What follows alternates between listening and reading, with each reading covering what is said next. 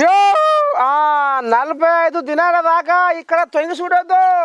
ఒక ఆడ పుసుక్కున తొంగి చూసిరో ఇక మీ పానాలకే ఎసరు వస్తుంది. తర్వాత మాత్రం నేను బాధ్యుని కాదు, నన్ను అనొద్దు అని అనుకొస్తుంటున్నా ఈ పిల్లగాడు. మరి ఎందుకోసం చూద్దాం మరి.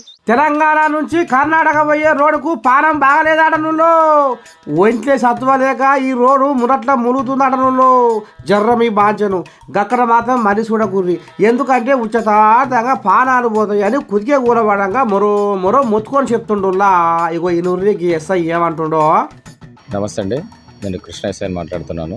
ఈ రేపు ఉదయం తెల్లవారుజామున 4 గంటల నుంచి మనకి నేషనల్ హైవే 167 ఏదైతే ఉందో రాయచూరుకు రాకపోకలు ఈ రేపు తెల్లవారుజాము 4 గంటల నుంచి బంద్ అవుతాయి. బ్రిడ్జ్ మరమ్మతుల కారణంగా ఒక 45 రోజుల పాటు రేపటి నుంచి మార్చి 1వ తారీఖు వరకు మనకు బంద్ ఉంటుంది. ప్రయాణికులు దయచేసి కొంచెం వాళ్ళకి ఆల్టర్నేట్ రూట్స్, ఉదాహరణకు చెప్పాలంటే మన ఇప్పుడు నేషనల్ హైవే 44 నుంచి స్ట్రైట్గా ఎర్రవల్లి చౌరస్తా, పెబ్బేరు ఎర్రవల్లి చౌరస్తా, అటు నుంచి గద్వాల్ టు రాయచూరు వెళ్ళగలరని చెప్పని మనవి. అటు కాకుండా ఒకవేళ ఇటు వచ్చినట్టయితే మన ఇక్కడ నుంచి మన తై రోడ్ నుంచి ఈ సైదాపూర్, గూడూరు, గబ్బూరు ఆ ఏరియా నుండి రాయచూరు వెళ్ళవచ్చు. ఒకవేళ ప్రయాణికులు మన రైల్వే స్టేషన్ నుంచి కూడా మనం వెళ్ళడానికి ఉపయోగించుకోవచ్చు. రైల్వే స్టేషన్ ట్రైన్ మార్గం నుంచి పోవడానికి ఉంది.